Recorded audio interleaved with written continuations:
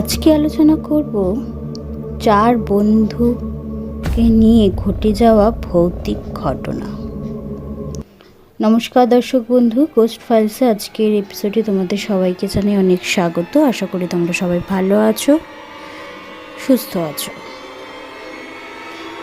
চলো আজকে জানবো 4 বন্ধুকে নিয়ে কী এমন ঘটনা ঘটেছিল তাদের জীবনে। ঘটনায় আসবো তার আগে একটা কথা বলি, যদি ঘটনা বা এপিসোডটি ভালো লাগে অবশ্যই একটি লাইক, সাবস্ক্রাইব আর শেয়ার করতে কেউ ভুলবে না, আমাদের পাশে থাকবে।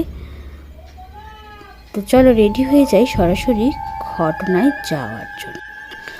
মুম্বাই শহরের বাসিন্দা প্রিয়া তার বন্ধু রবি ও সাহিল এবং বিজয়ের সাথে সিমলা ঘুরতে যাওয়ার পরিকল্পনা করে। তারা সবাই সিমলা যাওয়ার উদ্দেশ্যে বেরিয়েও পড়ে। বাসে ওঠার কিছুক্ষণ পরে প্রিয়া ঘুমিয়ে যায়। হঠাৎ ঘুমিয়ে এসে স্বপ্ন দেখে যে ঘুম থেকে উঠে দেখে বাস কেউ নেই, পুরো বাসটি খালি, এমনকি ড্রাইভারও নেই বাসটিতে। বাসটি একা একাই চলছিল। এইসব দেখে প্রিয়া খুবই আতঙ্কিত হয়ে যায়। সে সাহায্যের জন্য চিৎকার করতে থাকে। এমন সময় সে বুঝতে পারে তার পেছনে কেউ দাঁড়িয়ে আছে। সে পেছন ফিরে তাকিয়ে দেখে একজন মহিলা পুড়ে যাওয়া অবস্থায় তার শরীর নিয়ে দাঁড়িয়ে আছে। তার মুখ ও শরীর অ্যাসিড দিয়ে পুড়িয়ে দেওয়া হয়। এই ঘটনা দেখে প্রিয়া ভয়ে বাঁচাও বাঁচাও বলে চিৎকার করতে থাকে। এমন সময় তার ঘুম ভেঙে যায় এবং সে খুব জোরে জোরে হাঁপাতে থাকে।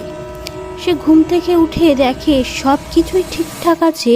তার পাশে বসে থাকা বিজয় তাকে জলের বোতল দিয়ে বলল, তুই হয়তো কোনো খারাপ স্বপ্ন দেখেছিলি না রে।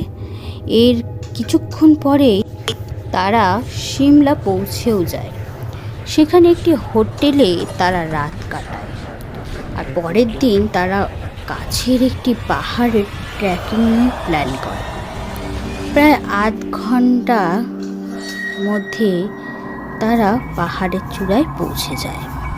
পাহাড়ের চূড়াও নিচে ঘন জঙ্গলটিকে বেশ সুন্দর দেখাচ্ছিল। হঠাৎ সাহিল চমকে উঠে বলে, নিচের দিকে দেখ, মনে হচ্ছে কোনো মহিলা দাঁড়িয়ে আছে। বিজয় ও রবি নিচের দিকে দেখতে থাকে, কিন্তু তারা কিছুই দেখতে পায় না।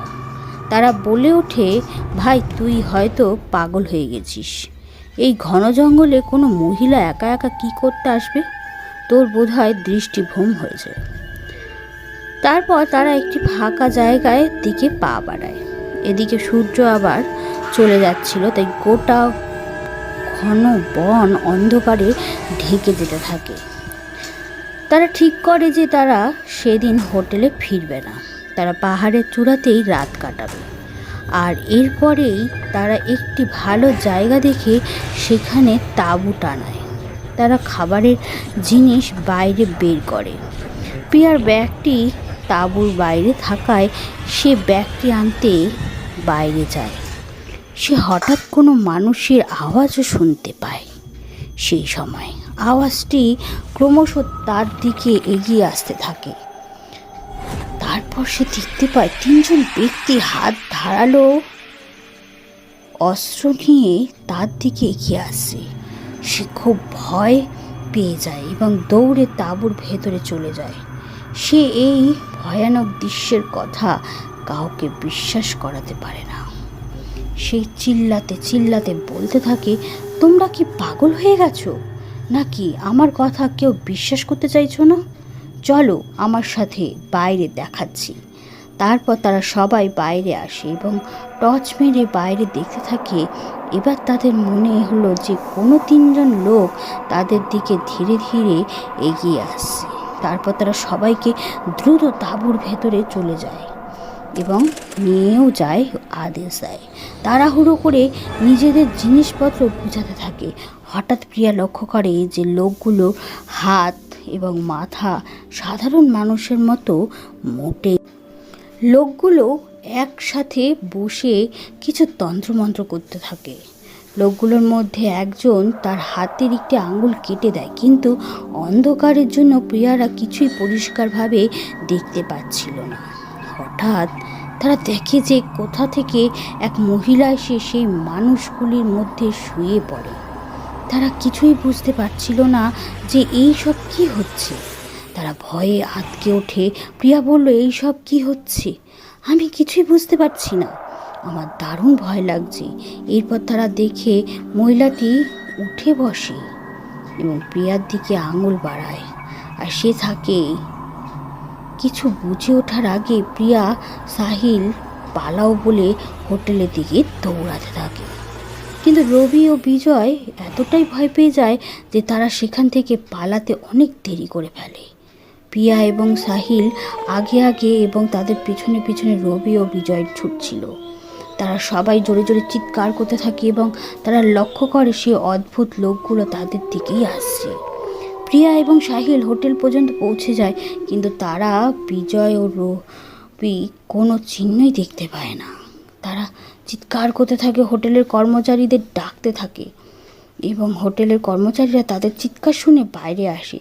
তারা প্রিয়া সাহিলকে বলতে থাকে, আমাদের না জানিয়ে আপনাদের ওই পাহাড়টিতে যাওয়া উচিত হয়নি। কে বলেছে যেতে? ওই পাহাড়টিতে অভিশপ্ত একটি পাহাড়। এখন পর্যন্ত যারা ওই পাহাড়ে গেছে তারা আর কোনো দিনও ফিরে আসেনি।